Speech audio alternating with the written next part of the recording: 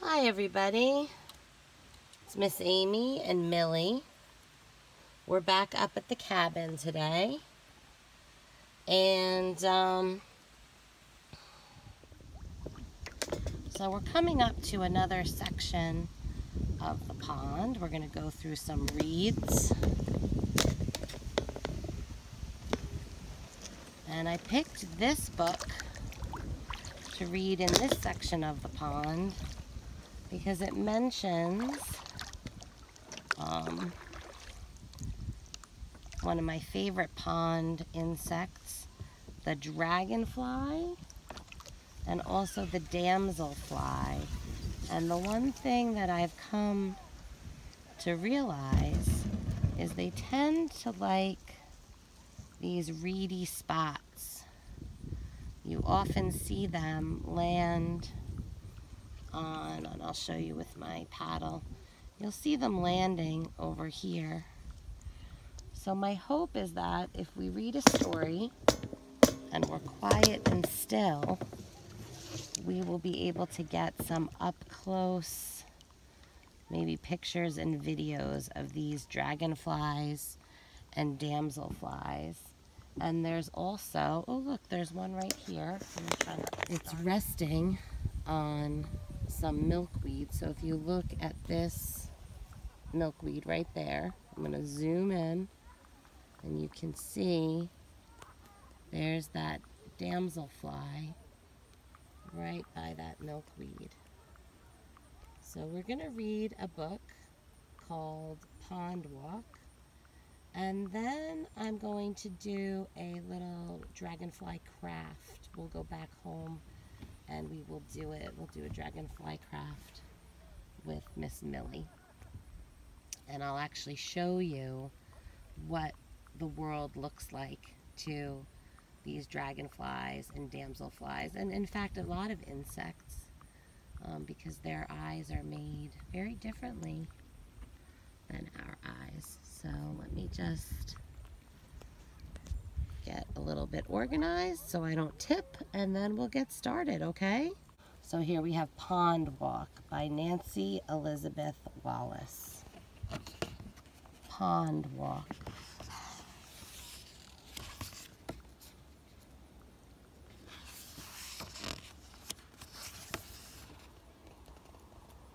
One summer morning, Mama asked, "Would you like to go to Pete's Pond for a pond walk?" "Yes," said Buddy, "I like ponds. I hope to see a turtle."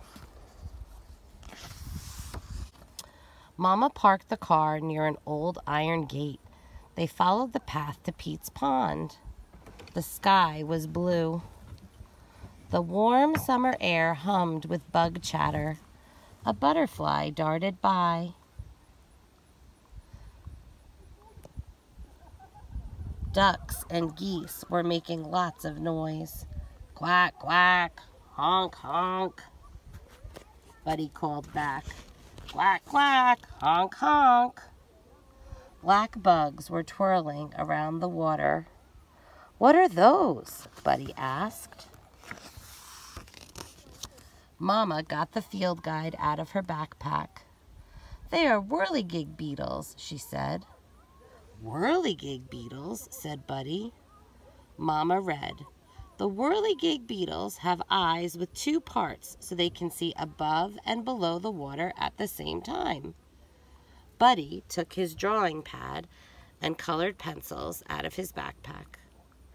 "Would you draw the eyes on my pad?" he asked. They sat down and they drew. "Rope, rope." "What's that?" asked Buddy.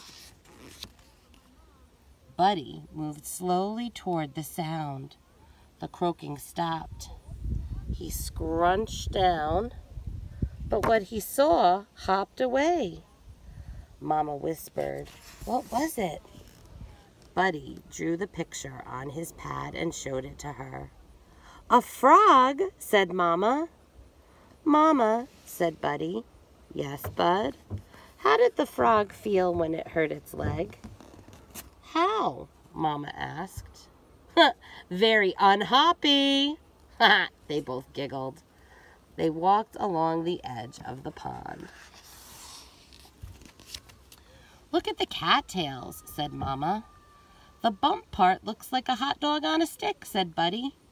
"It does," said Mama. "The bump part is thousands of flowers pressed tightly together." "Really?" asked Buddy. "Yes," said Mama. "By the end of the summer, the bump will break apart. The flowers will have made many seeds, and the seeds will be scattered by the wind." Buddy drew. He giggled. "Cattails, cattails." Then he saw other plants. Buddy got out his magnifying glass from his backpack. They waded over to look. "Green dots," said Buddy. Mama read, "Duckweed is a mass of tiny plants that grow really fast. They have floating roots. Strong winds can blow duckweed around the pond." Buddy blew. Some of the duckweed floated onto his fingers. "I see the tiny roots." Mama kept reading. "Water birds eat duckweed. One kind of water bird really likes it." "Ducks," said Buddy. "That's right," said Mama. "The sun's warmth and light makes plants grow. Plants are food for lots of pond animals." "Did you say food?" asked Buddy. "I'm hungry." They found a bench and had a snack.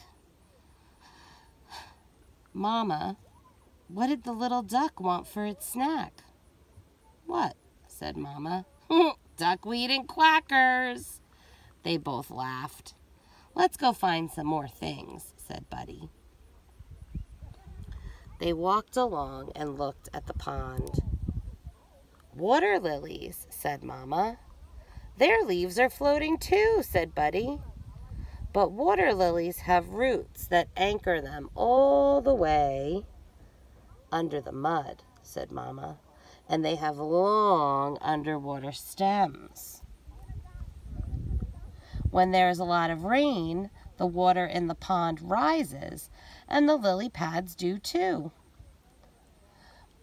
Then I think that when the water in the pond goes down, the lily pads go down too," said Buddy.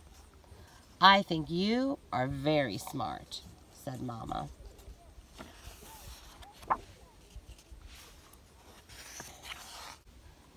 "Is that a dragonfly?" Mama looked in the field guide. "It is a damselfly." Buddy held very still until the damselfly flew away. You can tell a damselfly and a dragonfly apart when they land. Dragonflies land with their wings outstretched, and damselflies land with their wings folded close to their body.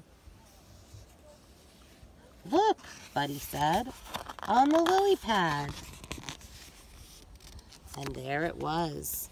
"Lily pads make great landing pads for dragonflies and damselflies," said Mama. "And islands for frogs, and shade umbrellas for fish." We'll go take a look at some lily pads too. Buddy started drawing. Right, he drew what he saw. Just like we've been doing all summer with our science journals. Mama read, "Dragonflies have big eyes that cover most of their head. Their eyes allow them to see in all directions. They can fly forward and backward. They can stop and hover like a helicopter.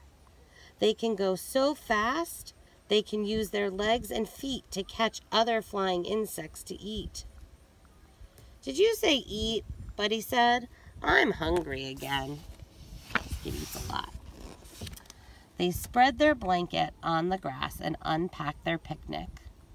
Buddy made the buns, celery, tomatoes, and carrot sticks into sandwich turtles. Look at that. Then he asked, "Mama, what kind of drawing pad do you use at the pond?" "What kind?" said Mama. "A lily pad." Mama laughed. After lunch, Buddy picked up a stick and drew in the dirt. "Oh, I sure hope I see a real turtle." "Well, let's go back to the edge of the pond and keep looking," said Mama.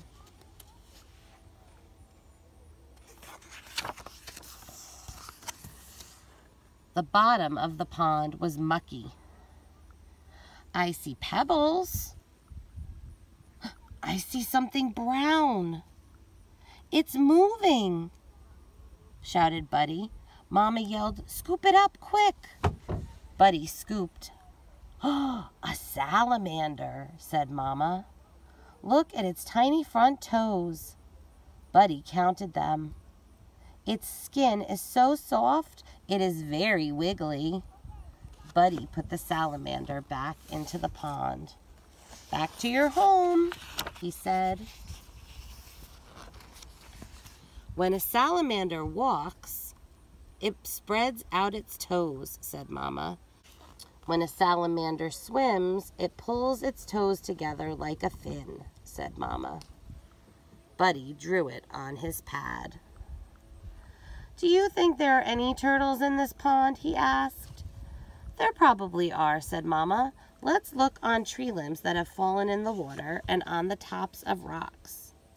They packed up and moved on. Buddy saw something. He stopped. "Bugs zip, zip, zipping around." "These are called water striders," said Mama. "The field guide said they are also called pond skaters." Buddy watched them. "They have really long legs. I am going to draw some pond skaters."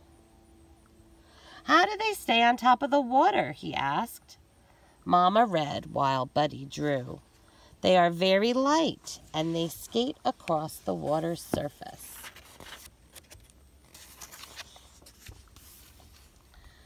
They kept pond walking and looking for turtles.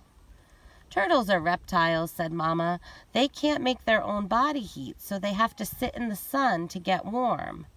But they are skittish, and they will slip into the water faster than you can say, 'Turtle!'" said Buddy. "What does turtles eat?" "I think they catch bugs for lunch and flies for dessert," said Mama. "Did you say dessert?" said Buddy. "Can I have another cookie?" So they climbed up on a big rock. "Mama, why was the turtle a good baseball player?" "Why?" said Mama. "Ha! Because he could catch flies," said Buddy. Silly.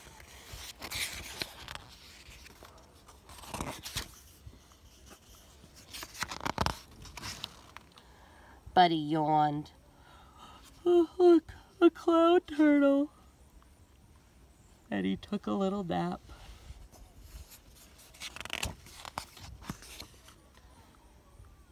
Turtle. Look. I saw a real turtle. Mama smiled. "Nice art," said Mama. "Time to head home, my young limnologist." "Limnologist?" asked Buddy. "What's that? Someone who likes to climb trees?" "No," said Mother. "A limnologist studies and learns about ponds," said Mama. "Just like you." As they walked back to the car, Buddy pointed. "Mama, look! A huge, giant turtle!" shouted Buddy. "Wow," said Mama. "I think that's the biggest turtle in the world." Look, he's looking at this rock, right? "I want to make a rock turtle." "That's a super idea," said Mama. And so here's how Buddy made his rock turtle. So this is what he did. Step 1, paint the rock. Step 2, make your head and legs and tails out of paper. And then when it's all done, glue the paper to the rock and you've got a little rock turtle. So we're going to actually make a dragonfly in a similar manner. But if you want to do this turtle project, you can certainly do that as well. So, as you can see, we've been sitting and we've got some damselflies over here. I had a bunch on my kayak, but I coughed and they all flew away. But we're here amongst the milkweed, and I'll see if I can get a little closer. Maybe we'll see some butterflies.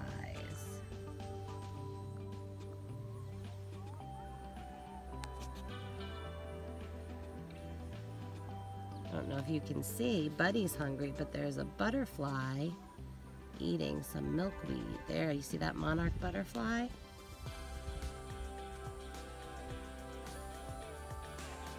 Look at that. Right up to the milkweed.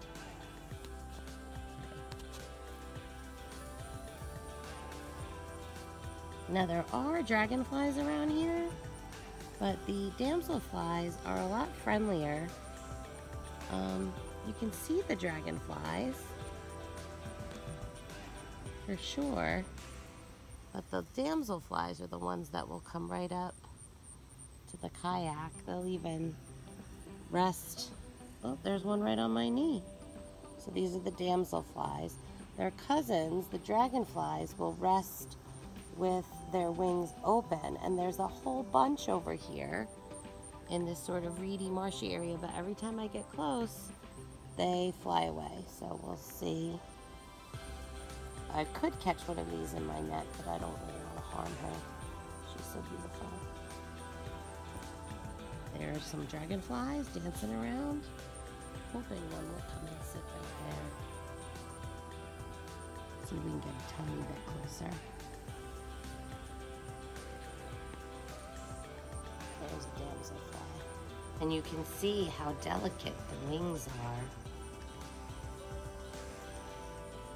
They are quick. Oh, there's one.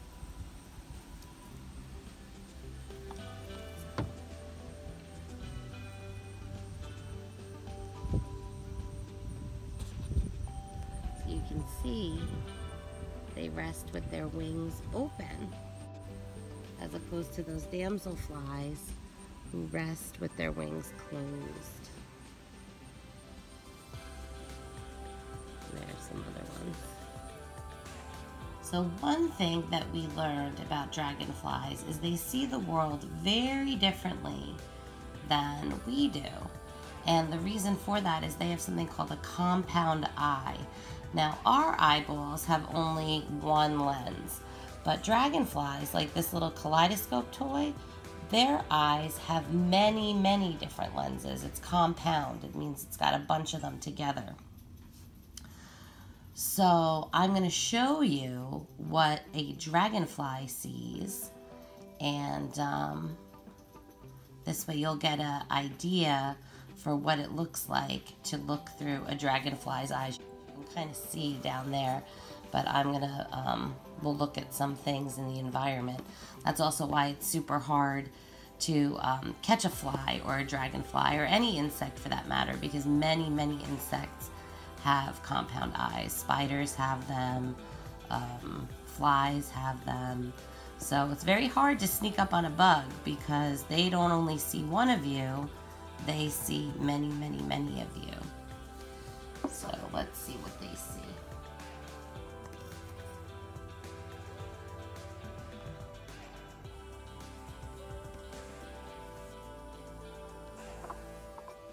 So here is that field of milkweed, right? So when a dragonfly looks at that milkweed, that's what the dragonfly sees. Not just one milkweed flower, many of them. Let's see what Spencer looks like to a dragonfly. Oh my goodness. Look at that. That's Spencer. This is the pond with the lily pads. Let's see what that looks like to a dragonfly. it's amazing how they can even figure out where to land, right? Because they're moving and the water is moving. So the next time you try to catch any kind of an insect, remember that they see you coming from far away. Next, we make a dragonfly ornament from natural materials. You can look around your yard for things to construct your dragonfly. We used a twig for the body, acorn caps for the eyes, and maple seeds for the wings. You'll also need some glue, and if you want to make it glittery iridescent, some paint or nail polish. Just like the little bear in the story made a turtle from a rock he found, we are going to make a dragonfly out of some things that you can find when you walk around the pond or even in your own backyard. So the first thing you're going to need is a twig, and I chose a twig that had a long piece and also a Y section, so that will be the head of our dragonfly. So we're going to go ahead and we're going to break off the parts we don't need. Easy. And then I don't need this. This is going to be one antenna, so I'm going to snap that off. It's going to be another antenna. And dragonflies, I don't think, have very long antennas, so I'm going to give them a little snip. So that's going to be the body of our dragonfly. And the next thing we notice about dragonflies is they have very delicate wings. So on my walk, I found these maple seeds. And so we're going to put 2 like this. We're going to put 2, I think we're going to do 2 up and 2 down. Right, because we know that dragonflies, when they rest with their wings open. And the last thing we're going to use for our dragonfly are these compound eyes. And look what I found. I found 2 little acorn caps, and they happen to be joined together, which I thought was adorable. But I'm just going to put them right near the top. And then we've got our dragonfly from our stick, right? So we've got the head, which has the compound eyes and the antenna. We've got the thorax, where the wings come out. And then we've got the abdomen at the back. Now, I'm going to use my regular craft glue and just glue these things together. And when they dry, it depends on what you like. If you want to paint them, you certainly can. We don't have a lot of paint up at the cabin, but I was thinking if I wanted to improvise, I could probably find even some nail polish. And we know that dragonflies have those iridescent colors, so you can certainly improvise of how you want to paint your delicate dragonfly. And then at the end, you could find a little thin piece of thread or fishing line and hang it, and you could hang it in a window, your iridescent dragonfly. So we taped some, we taped a little bit of Spencer getting wet, so I'll let you say goodbye to Spencer today instead of Millie. All right, we'll see you tomorrow. Spencer, are you sailing?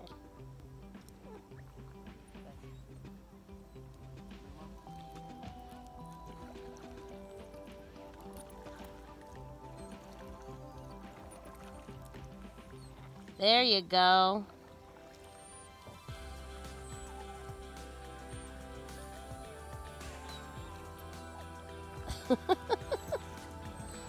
What are you crying for?